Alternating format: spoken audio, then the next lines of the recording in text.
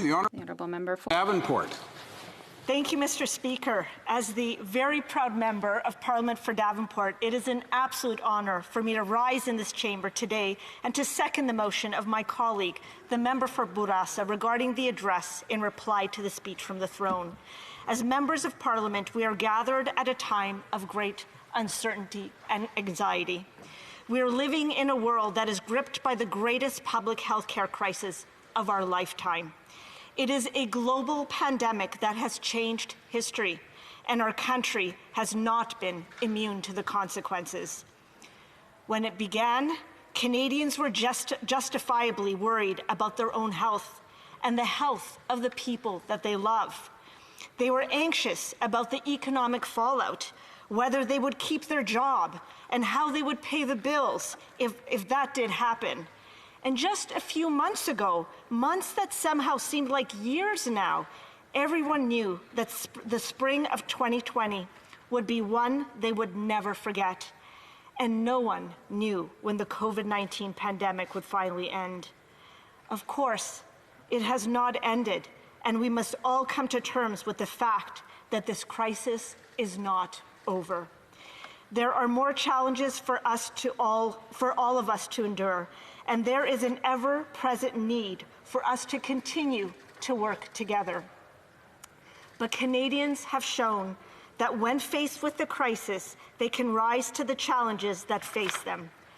I believe that they have done that this year, and I'm confident that they will continue to do that, together, united as one people. But as Canadians have done their part, so must we as parliamentarians. The people we all represent need their governments and their parliamentarians from all political parties to also rise to the occasion. They need their political representatives to lead. Today, Mr. Speaker, our government has come forward with a speech from the throne that does just that. We have before us a roadmap that provides leadership. There is leadership on how to fight the pandemic and save lives. There is leadership to support Canadian workers and businesses.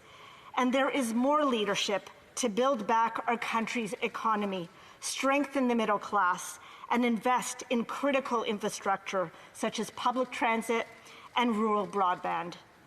Mr. Speaker, there are many critical social services on which Canadians urgently need action from their governments. Childcare, long-term care for seniors, pharmacare, and affordable housing. We are providing action and leadership in each of these areas. The throne speech also provides leadership to strengthen our core identity as a tolerant nation, with a commitment to fight discrimination, stand up for gender equality, and continue on the road to reconciliation with Indigenous peoples. And of course, we are providing leadership on what we all know to be the critical challenge of our time, climate change. So, Mr. Speaker, this is a comprehensive and bold throne speech, fit for the times in which we live. There are many highlights in the speech. I will do my best to draw your attention to them in the limited time that I have here today. Of course, our first priority is and will continue to be to protect Canadians from COVID-19. This has been our goal from the start, to work relentlessly and nonstop with governments across the country at all levels and with all Canadians to beat this virus. I'm glad to say that Canadians have done their part. They have understood the need to stay at home. They know and practice social distancing when they're not at home. And they know the value of wearing masks to help prevent getting COVID-19. And if they have it, to help prevent spreading it to others by staying at home. Over the past several months, personal protective equipment, or PPE, has been shipped across the country. Many of the members of our Canadian forces were there in long-term care homes to help our seniors. And throughout it all, Canadians have looked after each other in each of our communities from coast to coast to coast. And we are committed to continuing to look after each other as Canadians. In the pandemic's first wave, testing for the virus and contact tracing were ramped up across the country. And as we have seen far too much in too many news sources across the country just this week, with all the many outbreaks, there is an enormous need for us to do even more.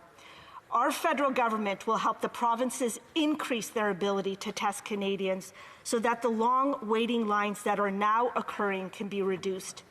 As well, we are pursuing every technology possible for faster tests. Mr. Speaker, we have heard loud and clear, not only from the opposition, but from Canadians, that everybody's looking for rapid tests to be approved. And as soon as they are approved by Health Canada for safe use in this country, our government is committed to doing everything we can to see them deployed as quickly as possible. Throughout this pandemic, our local public health authorities have been on the front lines, providing expert and authoritative advice and action. They have the best view on what is happening locally.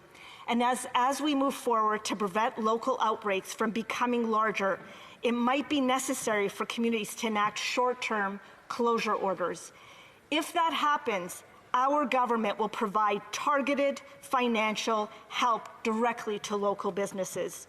We have already invested $19 billion for a safe restart agreement with provinces and territories to help support in such areas such as healthcare and purchasing PPEs. And just recently, we announced a further $2 billion to help with the reopening of schools, to help keep our students and their teachers and everybody that works within the school system safe. But, Mr. Speaker, as the throne speech notes, in the long run, the best way to end this pandemic is with a safe and effective vaccine. As such, our government has already secured access to potential vaccines. And we continue to look at all the options, and we are devising a plan to distribute a vaccine once it is ready. Now, in addition to protecting the health of Canadians, we're also committed to protecting their livelihood. As we all know, this pandemic has hit the Canadian economy hard. Almost overnight, many Canadians found themselves out of work. Our government responded boldly and quickly with programs such as the Canada Emergency Response Benefit, also known as CERB, and the Canada Emergency Wage Subsidy, known as CEWS. As we move forward, there's so much more work to do because Canadians need jobs that they can rely on.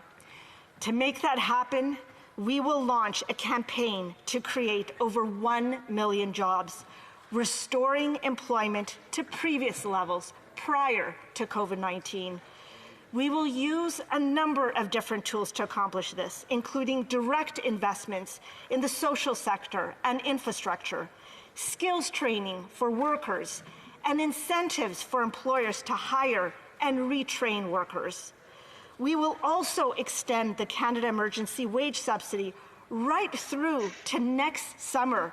And as you know, Mr. Speaker, the wage subsidy has been an absolute lifeline for businesses across this country and for our economy. We are committed to working with businesses and labor in the months ahead to ensure that this program continues to meet the evolving needs of Canadians. In addition to this, we will assist businesses by expanding the Canada Emergency Business Act, which is our loan program, to help them, our small businesses, with their fixed costs. As well, we know that there needs to be further support to hard-hit industries such as travel and tourism, hospitality, and the cultural industries like the performing arts. I believe the Canada Emergency Response Benefit has helped many Canadians at exactly the time they needed to pay their bills. But as the throne speech points out, with the economic restart now underway, CERB recipients should instead be supported by the employment insurance system. And so for people who would not traditionally qualify for EI, we will create the Transitional Canada Recovery Benefit. In the coming months, the EI system will become the sole way to distribute employment benefits. And this includes for Canadians who traditionally have not been able to qualify for EI in the past. And that includes our gig workers, our short-term contract workers as well. Mr. Speaker, we have been very clear that we have seen very clearly that the economic impact of this crisis has been particularly hard on low-income women. Many women have worked bravely on the front lines or have shouldered the responsibility of unpaid care work at home. We cannot let this pandemic roll back the clock on women's participation in the workforce. As such, we will create an action plan for women in the economy to help more women get back into the workforce. This pandemic has further exposed a critical truth that many of us have long known to be evident. Canada needs more accessible and affordable, high-quality childcare. Our government recognizes this, and we are committed to making a significant, long-term, sustained investment to create a Canada-wide early learning and childcare system. Mr. Speaker, this will be a game changer, not only in terms of maximizing participation of all Canadians in our workforce, but it'll be a game changer for growth in our economy. As we make these investments, our government's approach will be guided by values of fiscal sustainability and prudence. Our plan for stimulus and recovery will be responsible. And in the longer term, we will focus on strengthening the middle class and generating economic growth. We will also look for ways to generate revenue by taxing extreme wealth inequity. That includes limiting the stock option deduction for wealthy individuals at large established corporations and dealing with corporate tax avoidance by digital corporate giants. Mr. Speaker, as we look back at the lessons we have learned in the last 6 months, one is that we have sadly let down our seniors in long-term care homes, where too many have died from COVID-19. Our elders deserve to be safe and to live in dignity. The tragedy of recent months cannot be repeated. Long-term care falls under provincial and territorial jurisdiction, but our federal government intends to take action.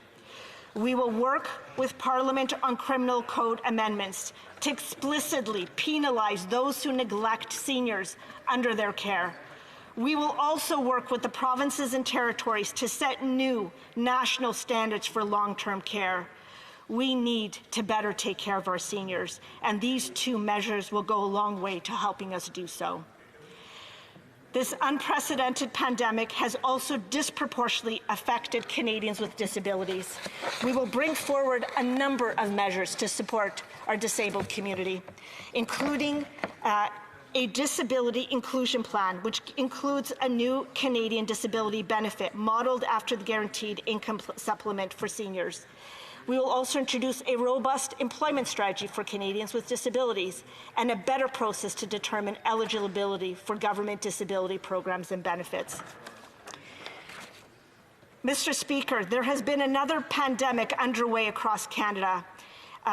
It's been around for a number of years, but it's been accelerated during COVID, and that is the opioid crisis. It has been ravaging our communities and has created a worsening public health care crisis. We will continue to take action to address this crisis. And we strongly believe we will also continue to increase access to an area that's been underinvested for too many years, which is mental health. We will increase access to mental health resources in our country. And finally, we strongly believe that it is the right time to ramp up our efforts to ensure Canadians get the pharmaceutical medicines they need. Our government continues to be committed to a national universal pharmacare program, and we will take action to make sure that this happens. This means working with provinces and territories willing to move forward without delay and establishing a national formulary to keep drug prices low. Mr. Speaker, Canadians have a right to live in safe communities. Our government has banned assault-style firearms. We will continue to implement our promises in this area. We will give municipalities the ability to further restrict or ban handguns, and we will strengthen measures to stop guns from illegally entering Canada. We must also work to ensure the safety of women in our communities. As part of that, we will accelerate investments in shelters and transition housing and move forward with a national action plan on gender-based violence. Mr. Speaker, in recent years, our federal government has stepped up to take action on affordable housing. Already, we have helped more than 1 million Canadians get a safe and affordable place to call home. And now we will add to our national housing strategy in 2017 by increasing investments in rapid housing and partnering with not-for-profits and co-ops. I'm also very proud of our commitment to eliminate chronic homelessness in Canada. This, to me, is one of the most ambitious and aggressive targets ever made around affordable housing by a national government. And as we look to the future, we must not take our eye off the immense challenge that face us, our children, and our grandchildren, climate change. We must continue to take action now to confront this threat to our planet. We do this to protect our way of life and to create new jobs. The speech from the throne is clear. Our government will bring forward a plan to exceed Canada's 2030 climate goal, and we will legislate Canada's goal of net zero emissions by 2050. As part of this plan, we will create new jobs retrofitting homes and buildings. We will invest in reducing the impact of climate-related disasters, and we will make zero-emissions vehicles more affordable and put more charging stations across the country. Mr. Speaker, I want to point out that the throne speech that highlights the fact that we believe that Canada cannot reach net zero without the expertise of Canadians in the energy sector. This means Canadians living in provinces such as British Columbia, Alberta, Saskatchewan, and Newfoundland and Labrador. Our government is committed to supporting the natural resource and energy sectors as they transform and transition to a net zero future, a transformation that will create good, stable jobs. We also recognize that farmers, foresters, and ranchers are key partners in this fight against climate change. As we move forward, our government is steadfast in its resolve. We will continue our policy of putting a price on pollution while also putting that money back into the pockets of Canadians. Mr. Speaker, as we press ahead with these policies, we will always remember the values that define us as Canadians. That means everything from welcoming immigrants with kindness to celebrating the contributions of those in the LGBTQ2 communities and embracing our 2 official languages. And we must never forget that much more needs to be done to work with Indigenous peoples. We will do that on many fronts, from responding to the national inquiry into the missing and murdered Indigenous women and girls, to making more investments in clean drinking water. And we will introduce legislation to implement the United Nations Declaration on the Rights of Indigenous Peoples before the end of this year. In recent months, many in our country have called for action to finally address the systemic racism experienced by Indigenous people and Black and racialized Canadians. Our government is pledging to take action. We will also move to prevent online hate, further the economic empowerment of certain communities, and increase hiring in the public service. Moreover, we'll take action in the policing and justice systems. We will introduce legislation to address the systemic inequities in all phases of the criminal justice system, from sentencing to rehabilitation. We will modernize training for police and law enforcement, including standards on the use of force, and we will reform the RCMP with a shift towards community-led policing. Mr. Speaker, these are just some of the highlights of the throne speech. They reflect a government that is intent on working hard for Canadians as they face the challenges of the pandemic that has changed history this year. Our government is realistic about the gravity of these challenges, but we are confident that Canadians can emerge from these unsettling times stronger and even more united about what draws us together. Our government has a plan to put us on that road to recovery. I would ask all members of this House to support our plan. Thank you, Mr. Speaker.